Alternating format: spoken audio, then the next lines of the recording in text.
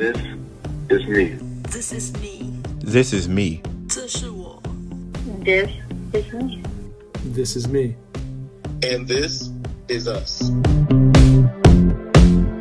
Everybody, welcome back to another episode of This Is Us. I am Dominic, aka Blind Justice, and today I finally have somebody who I've been trying to get on here for a minute. We attempted this once before earlier this year in 2021, but I'm glad to finally have him back on for another try at this.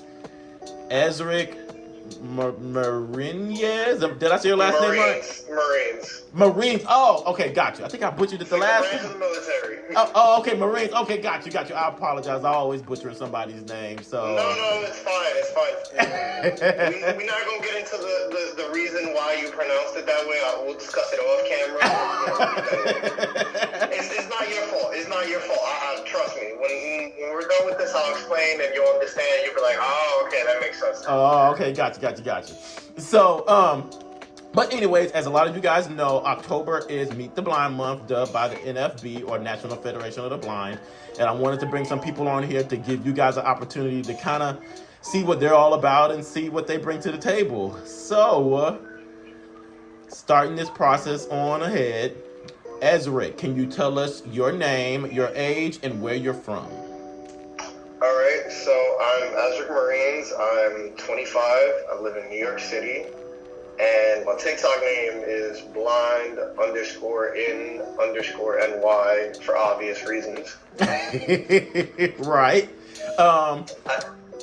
Go ahead. I was going to say, I know last time you made me describe myself, so I'm going to do that, again. I'm wearing a light blue shirt that says drippy and rainbow lettering.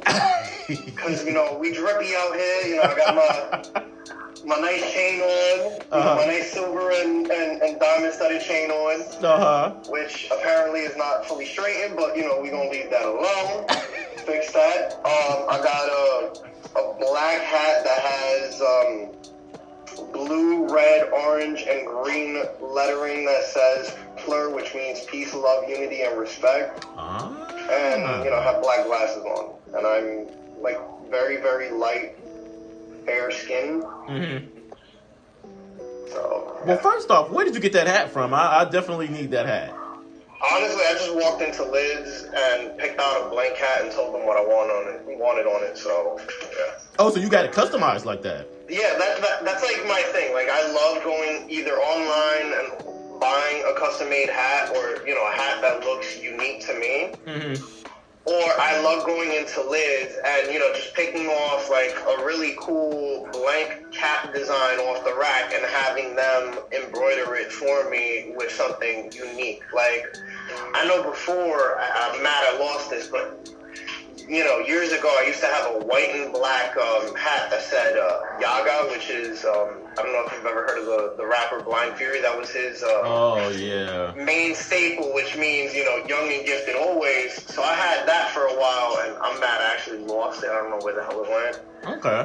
But, like, that's my thing. I love going to, going out and getting a brand new hat, and it's saying something unique. Like, the most recent one that I had custom made is my Blind in NY hat, which is, it's black and green with a gray brim. Okay. It's funny. I actually, I'm kind of like you, but in a different way. So when I go to the beach and stuff like that, how they have like the little airbrush shops and stuff like that. Mm-hmm. I always got to get something airbrush. If it's a hat, a t-shirt, a tank top, a towel, whatever, I just always have to get something airbrush. And like you said, it's one of those things of like, I know nobody else will have this. Like, this is uniquely mine. So I definitely get it. Exactly. So, and then, which is actually going to lead us to our first topic, but can you tell us about your eye condition, how you got it, and how long you've been dealing with it? Okay, so I have Leber's congenital amaurosis, specifically RPE65 gene mutation. I was born with it. I was diagnosed at the age of a year and a half. And then when I was 11 or 12-ish, around that age, me and my brother were playing with Nerf guns, the toy, guns. Mm-hmm. And one of the foam bullets shot me in the eye and detached my retina. I went a whole month and a half without realizing that I detached that retina. You know, I went a whole month and a half without realizing I couldn't see out of that eye. The reason being was that was always my weaker eye, so it was naturally picking up the slack. Mm-hmm. Like, it was, naturally my left eye was picking up the slack, so I guess I didn't realize it for a whole month and a half until my school was doing annual eye tests, and they did the whole thing where they're like, cover your eye and tell us what you see, and I'm like, I see nothing, I can't even see one light. They freaked out. They're like, all right, we gotta call your mom, you're gonna have to go to the emergency room, they're gonna have to look at you. Got you. So, and like I said, since that kind of segues into our first topic, I know I've been following you in your progress here shortly. After you kind of got, went and got the cornea transplant. Is that what? It wasn't a cornea transplant. What I got was Luxturna, which is a gene therapy. It's not a transplant of any nature. It's what they do is they open up the eye, kind of similar to what they would do to remove a cataract. So they would open up the lens, and then they would go to the back of the eye and make an injection of a new, properly functioning gene. Okay. Into the retina, alongside the defective gene that isn't producing the right proteins. So right now, I have a good gene and a bad gene battling it out, and eventually we're gonna see who's gonna win. Oh, it's like the new superhero movie. Yeah, apparently. Hopefully the goal is for the good gene to win, but the way things are looking, eventually the bad gene is still gonna win the battle, and it is what it is. I'm just happy that it's probably giving me a little bit more time with the little bit of vision that I have, at the very least. But that being said, I did, in anticipation of me possibly losing my vision at some point, have applied for a guide dog and have started that process. Okay. So yeah, look, you segueing right into where I need you to be at, sir. Again, which brings me over to my next topic. So, I know the last time that we spoke, I know that you were actually talking about, while I was still on the fence, we're actually talking about possibly looking to get a guide dog. So, what really kind of sold it for you? What process are you at now? Well, I just started the process. Like, I legitimately just applied last month. Earlier this month, as of like the 15th. Okay. But the reason why I applied is, one, I've been holding off on it for so many years just because of the simple fact that I'm a fast-paced New Yorker. I'm not gonna lie. Okay. And my biggest concern has always been traveling in the subways with a guide dog. I'm gonna have to wait for the next train from time to time, because if the train's packed, this dog is not gonna fit on it with me. It's not gonna be like me with just a cane where I could, shimmy my ass in there, squeeze in there like a sardine and not give a damn. Right. And eventually, I sucked it up and realized it's a stupid concern, especially considering how much benefit having a guide dog would be. Right. I get a lot of anxiety traveling into large crowds, and having the guide dog there, one, is not only going to make more room than a cane is, because 9 times out of 10, I don't know if this happens down south, but out here, a lot of people are so glued to their phone or entranced into what they're doing, the cane honestly slowly starts to become invisible to them. Yep. So guide dog being there gives me more room to breathe, and is a little bit easier for me to maneuver crowds, because the guide dog is doing what I am trying my hardest to do with the little bit of vision that I have. Bobbing and weaving through the crowd, which when I try to do, 9 times out of 10, I'm gonna sway to the right or to the left, and when I sway to the right to avoid you, I walk into some other shit. Right. And then I'm pissed because I just busted my ass trying to avoid you when you could have just moved out of the damn way. Right.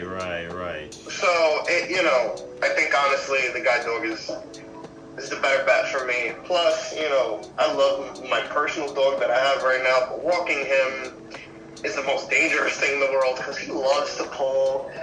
He loves to go after people jogging. He loves to go after other dogs. And it's like, I can't anticipate that when I don't see it. Right. Yeah. And I know a guide dog is trained to avoid, not get distracted as much by these things. Right. When I'm listening to you talk, the only phrase that's coming into my mind is the life of a New Yorker. Because and not to say that people down here in the South, for those of you guys who don't know, I'm actually in Columbus, Georgia, which is about an hour and a half south of Atlanta. But it's just weird to me because I'm wondering if we have some of the same issues.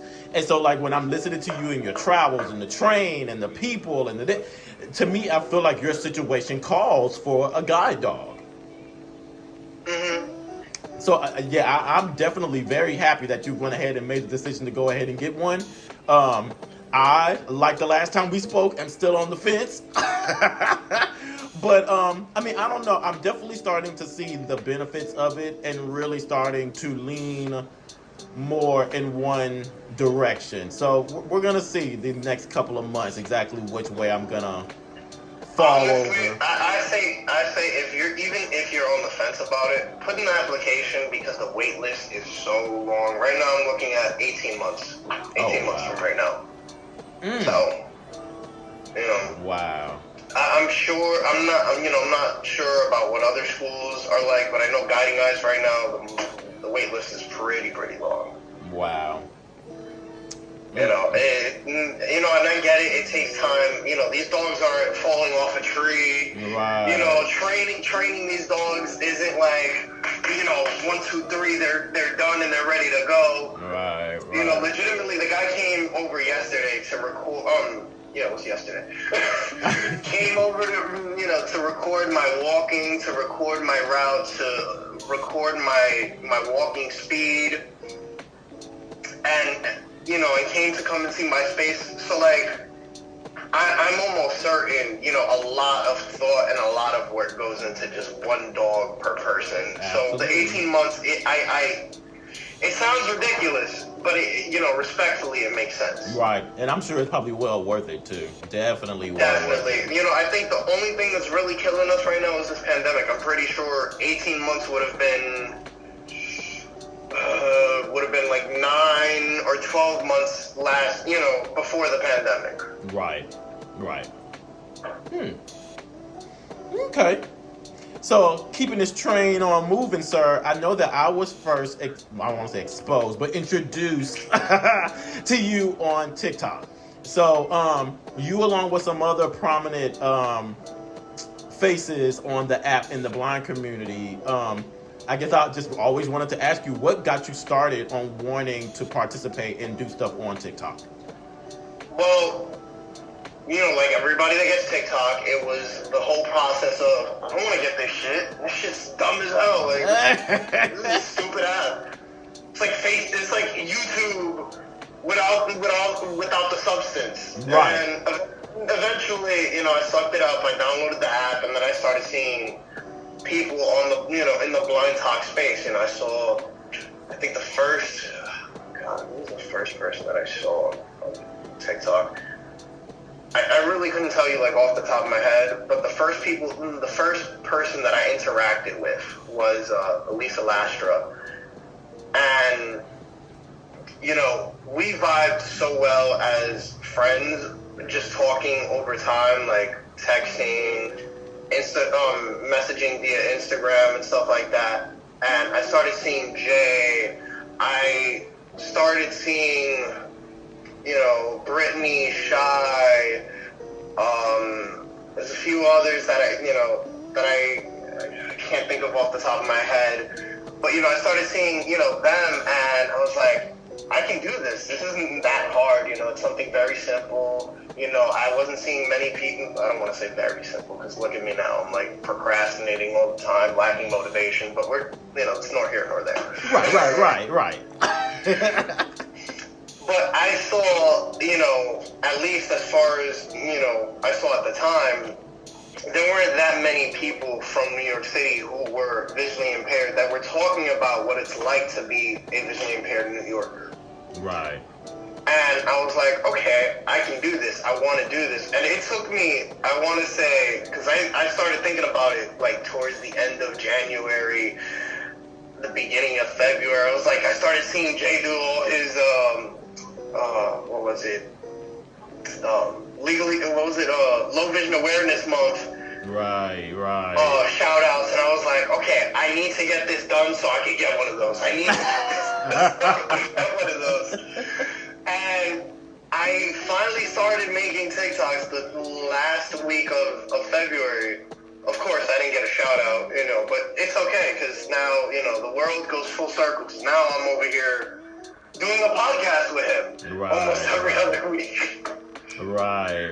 So, it's funny how, like, it went from me, like, begging mentally the world, the universe, for me to get this shout out from him to the point where, like, now I'm working hand to hand with him. Like, I'm working face to face. We're having, full on discussions together.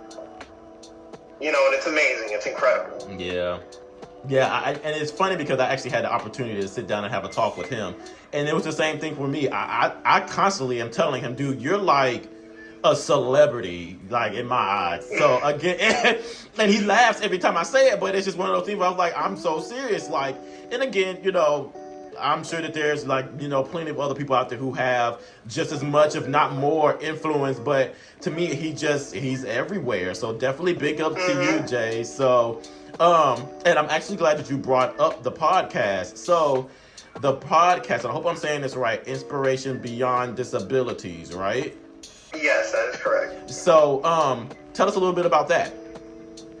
Well, originally, honestly, the way I got introduced to the podcast was I started seeing everybody getting invited on, and I put in my request, to appear as a guest, and it was around the day that I legitimately got the call, from my doctors letting me know that I got approved, I officially got approved for my surgery, for my eye surgery, that this was going to happen. And I posted something on TikTok about it. And Jason, the producer, reached out to me and he was like, yeah, we need to get you on. We need to get you on, like, now. And he did a, like, legit pop-up, spur-of-the-moment interview with me, one-to-one. And it went beautifully, for the both of us. It was incredible. And, in my head, I'm like, damn, where's my chance talking to the girls? Because at the time, the podcast it was Jason, it was Shy, it was Brittany, and it was Kate. Okay. And I was like, yo, I want the full experience. Everybody's been getting the full experience. I just got to meet with Jason, which, no disrespect to Jason. I love Jason. Jason is dope as hell. Right. But, like, in my head, I was like, yeah, but I didn't get the full experience. I didn't get the, the whole experience with the whole girl squad. But, it is what it is. Right. And when, like, a couple of weeks prior to my surgery, Jason had approached me and was like, hey, the girls are kind of, on vacation right now, and I want to continue the podcast. I want to continue the discussion, but I kind of want to get a male perspective. I want to start getting, more male perspectives on what it is to be a visually impaired or legally blind or blind, individual. And I was like, okay, say no more. I'm more than willing to do this. Who else do you have in mind? And he was like, I have you, I have Jay, and I'm looking at Dave. And I was like, okay. I know Jay. I've seen Dave here and there. I went and I watched the podcast that they did with Dave, and I started to learn a little bit more about Dave, and I was like, okay, this is going to be good. We're going to do this. And I think it was the first week that I came back from surgery. Oh, not the first week. The week after I came back from surgery. My surgery was June 21st, and we started, I'm not sure if we started June 25th or if we started the week after that. Okay. But we started pretty quickly after I came out of surgery. Like, in a few of in a few of the live streams, if you go and look on Public Access America, because that's where the old podcast live streams are posted. But if you go onto the Public Access America YouTube channel, you can find videos of me with the hospital shades on. Oh, sometimes wow. I even had my eye patch on. Okay. So, you know, it was definitely, you could definitely tell I was still coming out of it. Hey, look, you had work to be done. You know, then eventually it moved on to us getting Kai on board. We got the girls back, so we got Shy and Brittany back. And just recently, I finally got to do my first podcast with Shy and Brittany, which honestly felt incredible. And I was telling, you know, the two of them while we were off camera, I was like, it's so crazy how when I first did it with Jason, I was like, when am I going to get this experience? And now here we are, once again, full circle, just like with Jay. Right. Yeah. Look, when you all you gotta do is put it out into the atmosphere and manifest it, and it always happens. Exactly. Yeah. And so so you have definitely within a short amount of time become very accomplished in the blind community, or at least the blind TikTok community. So how does it feel now that you might be one of those guys that's looked at and is like, wow, you are somewhat of a blind celebrity? I'm not gonna lie, it feels good, but at the same time, I still haven't feel like I've gotten it yet. You know what I mean? I'm not saying that I'm gunning for it because, like I said earlier, I don't know if it's my ADHD-ness where, like, my body goes, I don't want to do this. Like, I don't feel like doing this. I don't want to do this right now. Today is not the day. Mm-hmm. I find myself going through bouts of, like, lacking motivation. Okay. And then eventually there goes that day where I'm like, all right, I'm in the groove of this. Let's get it. Let's make video back to back and start, you know, releasing it slowly. And then eventually I run out, and then we're back at this moment of lack of motivation. And it's a whole process. Right. But, you know, I would like to be up there at that level. I would love to, because, you know, seeing what some of the bigger, you know, people are getting, like Kim, you know, I don't know if you guys, you know, a little self-plug. You know, check out Inspirations Beyond Disability's last episode that we did with Kimberly Ann, and her getting, you know, the sponsorship from Orcam. So, like, I would love to be at that level. Mm-hmm. Do I think I have it in me? No, hell no. Okay. Is that the goal? Maybe. Okay. Would I like to get there? Yes. Mm-hmm. But, you know, I'm not trying my hardest. It's not really fully in my wheelhouse. I don't have, a full-sided army behind me to help me get, like, the perfect angles, the perfect effects and stuff like that. You know what I'm saying? Like, and I'm not saying that Kimberly and them have it. I'm just saying I, myself, don't have it. Right. Well, I'll say this before I get ready to go ahead and get ready to wrap this thing on up. Even though you're saying that, sir, look at what else has taken place that you didn't think would take place, and look at how things have come full circle for you already. So definitely don't write it out. You never know what may be in the stars for you in the future. So no, I'm definitely aware of that. Like, you know, I'm not putting it down completely. Right. I just, you know, I'm not trying to get my hopes up. Like, legitimately, when I started this TikTok page, my legit goal was to get up to 1,000 and then start doing live streams. And then I realized how stupidly inaccessible and irritating TikTok Live is, and how super extremely strict TikTok Live is. So yes. I honestly started off doing Instagram Lives because I was like, you know what? Instagram has no problem. Like, the only problem Instagram really has with me and going live is music. And 9 times out of 10, if you have the music at a perfect, you know, volume where they, you know, your viewers can still hear it, but you're still talking over it to the point where you don't get a copyright strike, you're fine. Right. You know what I'm saying? Right. Whereas, yes, TikTok will let you play the music, but the moment, somebody mentions something about me and my, what I do best, my cannabis use, it's like, flag, ban, you're done, and I'd rather not deal with that, where Instagram, I can legitimately sit on live stream with a 16-inch bong, like blocking half the camera, and Instagram isn't gonna say dick. Instagram is gonna be like, okay, I see you.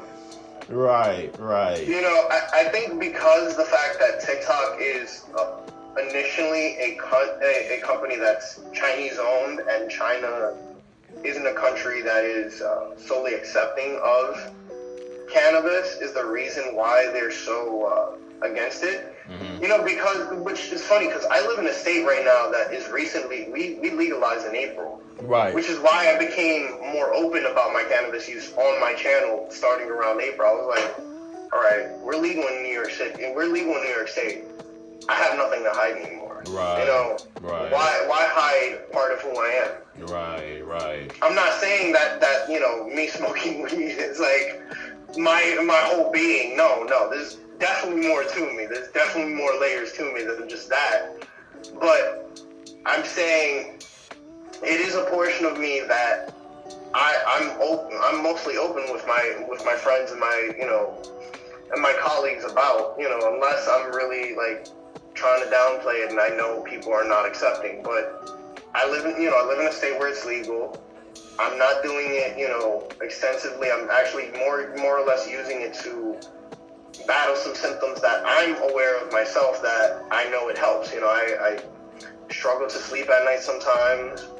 I struggle with appetite issues, and I also struggle with anxiety, so it does help me out. I do take Adderall for my ADHD, and that medication does cause some of these issues. So when I come down, having, this cannabis here to help me get some sleep, to help me actually finally get the appetite, to get some food into my system so that I'm not walking around nearly about to faint because my brain is telling me you're not hungry, even though your body is telling you you're hungry. Right.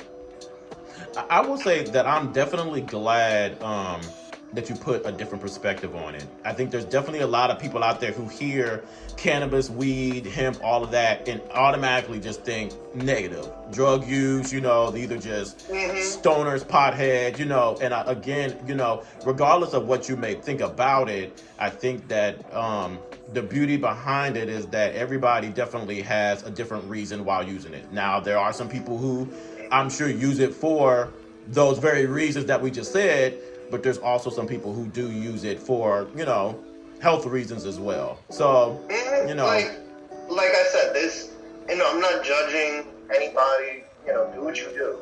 As long as you're responsible and you're not, leaving it in the access of a pet, you're not leaving it in the access of a minor, you're fine. You know what I mean? Right. As long as you're being responsible and using it in a healthy manner, I'm not judging you. You know what I'm saying? Right. Like there's even people that actually, like, I'm not condoning this, but there's people that go through like severe addiction problems, and sometimes going from, I've seen, so I know this is a huge tangent, but I met somebody recently who their father is an ex-opioid addict, and once he got clean, he started using cannabis to combat his other issues, and it was a healthier option. You know what I mean? As opposed to looking for oxys or heroin and stuff like that. When obviously, what people don't realize is addiction is a mental disease. It's a mental and physical disease, and sometimes, yes, cannabis is technically still a drug in itself, but it's a lot less dangerous than any opioid. It's a lot less dangerous than any prescription medication. It's a lot less dangerous than alcohol, even cigarettes. You know what I'm saying? Right. like, for crying out loud, alcohol and anti-anxiety medications do a lot more damage to one's body than cannabis in itself. Right. Like, there's actual withdrawal, Yeah. symptoms from alcohol and from anti-anxiety medications. With weed, you're just gonna be irritable, very, very sleepy, but can't fall asleep, and not hungry for a couple of days, and then after that it wears off. Right. You'll be fine. Right. As opposed to alcohol withdrawal, you need to be in a hospital for that sometimes, and it's really bad. Yeah. Wow. Well, sir, we come to this glorious part where I allow the interviewee the opportunity to ask me a question. So, if you wanted to ask me anything, what would you ask? Okay. Just because I know you love hearing this. No. Why blind justice? So, the funniest thing is when I originally was deciding for a handle or a name or a channel name, I've always been a Marvel fan. So I kind of wanted to pay homage to Stan Lee. And so I was like, okay, well, if I was a superhero and I could see, my sign rolling across the sky or little children pointing up in the sky, oh, there goes fill in the blank. I was like, okay, what could I hear them saying about me?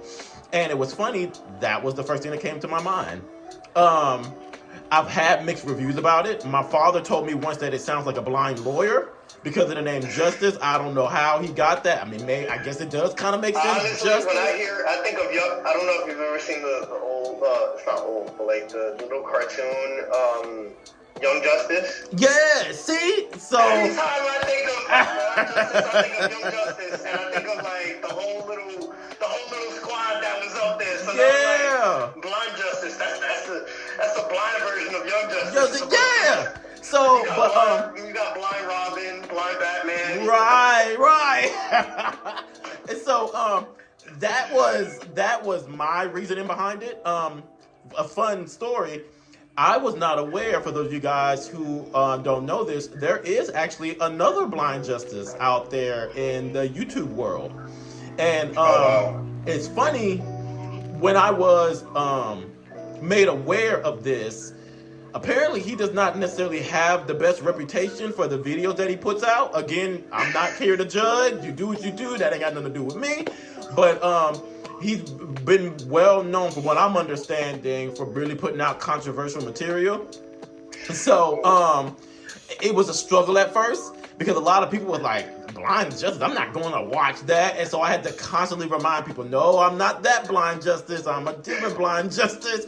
So I think over time, people have kind of started to get the separation of the two. But yeah, that's the history. Now that you mentioned that, maybe you might need a rebrand. Just so you know. But okay, so let me ask you something. Again, the whole idea of the superhero name flashing across the sky, what would you say would be a good name for something like that? Ooh, that's a tough one. That's a tough one. Black Daredevil.